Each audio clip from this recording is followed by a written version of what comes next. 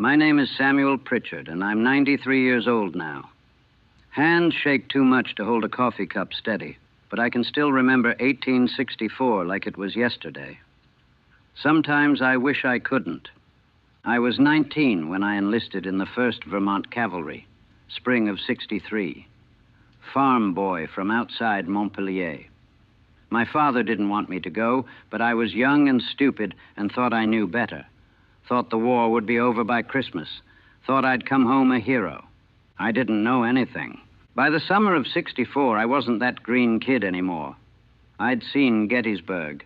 I'd seen what canister shot does to a cavalry charge. I'd learned that horses scream when they're dying, and it sounds almost human, almost worse than human. General Sheridan took command of our cavalry corps, and everything changed. Little Phil, we called him, short man, but he rode like the devil himself was chasing him, or maybe like he was the devil. He had plans for the Shenandoah Valley, and we were going to be his instrument. August 1864.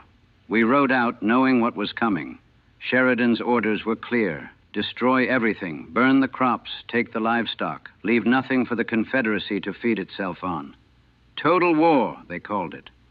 I had another name for it, but I kept that to myself. I remember the morning we assembled outside Harper's Ferry.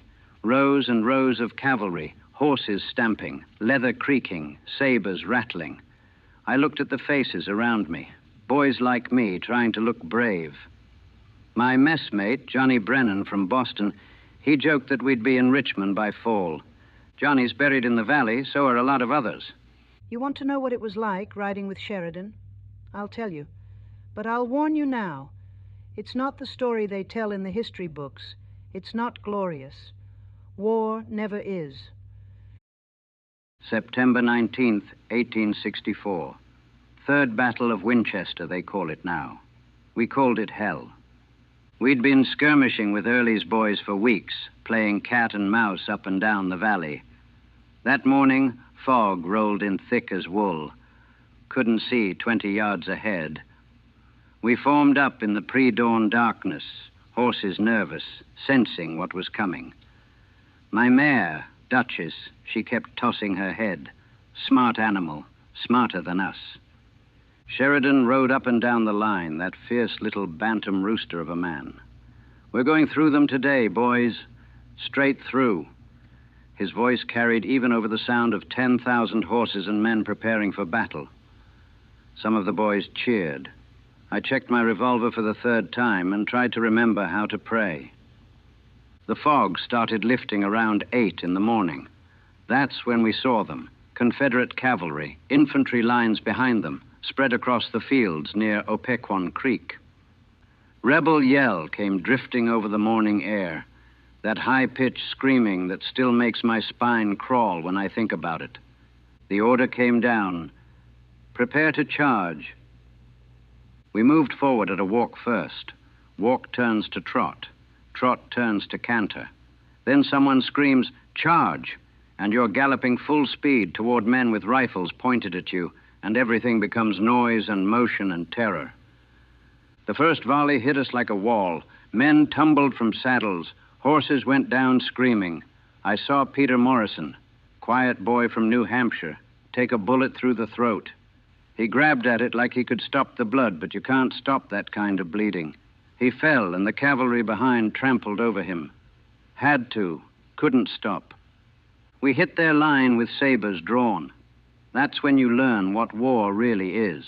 Not the songs, not the stories. It's cutting at men's faces while they try to kill you. It's your horse stumbling over bodies. It's the smell, powder smoke and blood and torn earth all mixed together. We broke through their first line. Sheridan was there, right in the thick of it, waving his hat and screaming for us to keep pushing. So we did. That's what you do in cavalry. You keep moving forward even when every instinct screams at you to run. By noon, we'd been fighting for 4 hours. That was just the beginning. The fighting went on all day. Back and forth across those fields like some kind of terrible dance. We'd drive them back. They'd reform and counterattack. artillery tearing holes in both lines, the wounded screaming for water, for their mothers, for God. Around 2 in the afternoon, we got ordered to dismount and fight as infantry. Every fourth man held the horses while the rest of us formed a skirmish line. That's when I saw what a battlefield really looks like up close. When you're mounted, you're moving too fast to see the details. On foot, you see everything. The bodies. Lord, the bodies. They were everywhere. Blue and gray mixed together like some obscene quilt. Some still moving, reaching out as you passed. You learned not to look at their faces. You learned not to listen to what they were saying. You had to, or you'd go mad right there. I remember stepping over a Confederate boy. Couldn't have been more than 16. Half his face was gone, but he was still breathing. Still breathing. His hand grabbed my ankle as I passed, and I kicked free without thinking, without even looking down. What does that make me? What did we become out there? Johnny Brennan was next to me in the line. We were firing, reloading, firing again, mechanical. You don't aim at men anymore. You aim at shapes. Gray shapes that shoot back. He turned to say something to me. I'll never know what. And a mini-ball took him in the chest. He sat down hard, looked at me with this surprised expression, like he couldn't believe it was happening to him. Sam, he said, just my name. Then blood came out of his mouth and he fell over sideways. I kept firing, had to. The line was still coming. Late afternoon, Sheridan reformed the cavalry for one more push. We were exhausted, covered in powder smoke and dust and blood, some of it ours, some of it not. Duchess had a graze across her shoulder, but she was still standing, more than I could say for a lot of horses. One more charge, boys. Sheridan's voice was hoarse but still fierce. Break them, and this valley is ours. We charged. God help us, we charged again. This time we hit them from the flank while the infantry pushed from the front. Something broke in their line. You could feel it, that moment when an army stops being an army and becomes a mob. They started running. We pursued, cutting down men as they fled. Some tried to surrender. Some kept running. We chased them for miles. That's the part they don't tell you about cavalry. The glorious charges, sure, they mention those. But they don't talk about what happens after, when you're hunting down terrified men who just want to live. When your saber arm is tired from killing and you keep killing anyway. We won at Winchester, drove Early's army from the field. A great victory, the newspapers said. I threw up behind a barn that night and I couldn't stop shaking. Winchester was just the beginning. After that came Fisher's Hill. Then the real work started. The burning. Sheridan's orders were clear. Leave them nothing but their eyes to weep with. We rode up and down the Shenandoah Valley, destroying everything. Barns full of wheat set ablaze. Cornfields trampled. Livestock driven off or shot. Mills burned to their foundations. I watched farmhouses go up in flames while families stood in their yards, watching their lives turn to ash. Old men, women, children with dirty faces and hollow eyes. They weren't soldiers. They were just people, and we were taking everything from them. It's war, the officers said. We're starving out their army, shortening the war, saving lives in the long run. Maybe that was true. Doesn't make it easier to remember. We called it the burning. Rode through the valley like the 4 horsemen themselves, leaving a trail of smoke from one end to the other. The whole valley smelled like burning for weeks. At night, you could see fires dotting the darkness in every direction. Some of the boys enjoyed it, laughed while they threw torches, called it justice for what the Rebs had done in the north. I stayed quiet and did my duty and tried not to think about the farm I grew up on, tried not to imagine Union cavalry coming to burn my father's barn. October came, and we fought again at Cedar Creek. Woke up to a surprise attack. Rebs came out of the fog just like we'd done at Winchester. We broke, ran. For the first time since I'd enlisted, I felt like a coward, riding hell for leather away from the enemy. Then Sheridan arrived. He'd been away in Washington, came riding back down the Valley Pike on that big black horse of his, rallying the troops. "Turn around, boys. We're going back. God damn them, we'll make them pay." And we did turn around, reformed the line and counterattacked, broke them this time. Another victory. More bodies in the fields. More wounded crying for help that would come too slow or not at all.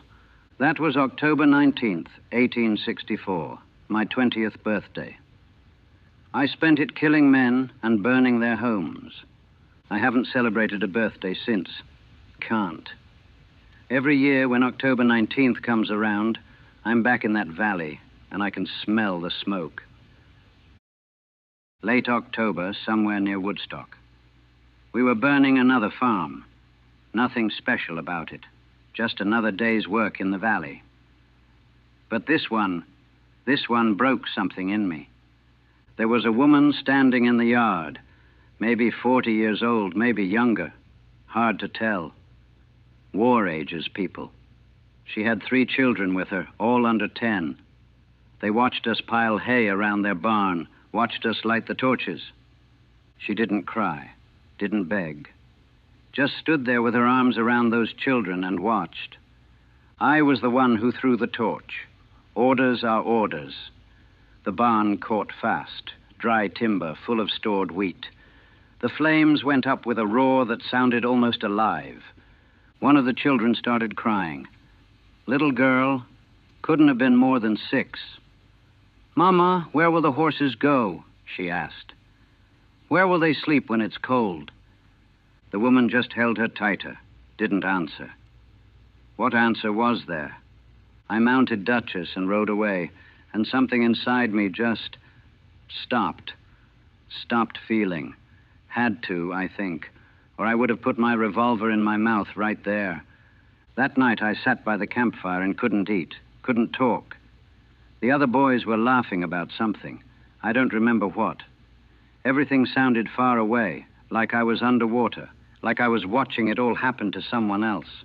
Sergeant Miller asked if I was all right. I nodded, told him I was just tired. Truth was, I wasn't anything anymore. Not all right, not tired, not anything. Just hollow. We kept riding, kept burning. I did what I was told because that's what soldiers do. But I wasn't really there anymore. Part of me was still standing in that farmyard, watching that little girl's face, hearing her ask where the horses would sleep. November brought the first real cold. We settled into winter quarters near Kernstown. The campaign was over. The valley was destroyed. Sheridan said a crow would have to carry rations to fly over it now. We'd won. I sat in my tent and tried to write a letter home to my father, stared at blank paper for an hour. What could I tell him? That his son had become the thing we were supposed to be fighting against. That I'd learned how to burn homes and sleep soundly after. I never sent that letter, never wrote another one. The war ended in April 1865. I was there at Appomattox, saw Lee surrender to Grant. Everyone was celebrating. The boys were throwing their caps in the air, cheering, crying with relief. I just sat on Duchess and felt nothing. I came home to Vermont in June. My father met me at the station. He hugged me, and I stood there stiff as a board, couldn't hug him back. Couldn't remember how.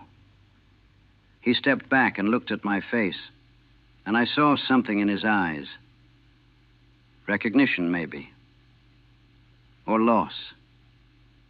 He knew his son hadn't really come home. I tried to go back to farming. Couldn't do it. Every time I smelled smoke, from a cook fire, from burning brush, I was back in the valley. The nightmares started right away and never stopped. Still have them, 74 years later. I'm 93 years old, and I still wake up smelling burning wheat and hearing that little girl ask where the horses will sleep. I married once. Sarah was a good woman, patient woman. But how do you explain to your wife why you can't stand the smell of her hair when she's been near the kitchen fire? How do you tell her why you sometimes look at her and see that woman in the farmyard? We lasted 5 years. She deserved better than what I'd become. No children. Couldn't bear the thought. Couldn't risk looking into a child's eyes and seeing that little girl. They had parades for us, gave out medals, Grand Army of the Republic meetings, where old soldiers told stories and slapped each other on the back. I went to a few early on, listened to them talk about glory and sacrifice and saving the Union. All true, I suppose. We did save the Union. But they never talked about the cost, not the real cost, not what we left behind in ourselves. I've lived alone for 40 years now. Small cabin in the woods where the smoke from my chimney can't remind me of anything but itself. People in town call me the old hermit. They're not wrong. I stopped being able to live among regular folks a long time ago. You asked me what it was like, riding with Sheridan. I've told you the truth as best I can. The newspapers called us heroes, called him Little Phil the Invincible, said we brought the Confederacy to its knees, ended the war, reunited the nation. All true, every word. But here's what they don't say. War doesn't end when the fighting stops. It follows you home. It lives in your bones. It turns you into someone your father doesn't recognize, someone your wife can't love, someone you can't stand to see in the mirror. I survived the war. I'm still here, 93 years old, still breathing. But the boy who enlisted in 1863, the farm boy from Montpellier who thought he'd come home a hero, he died in the Shenandoah Valley in 1864. I'm just what's left. We never really came home, none of us. We just learned to pretend we had.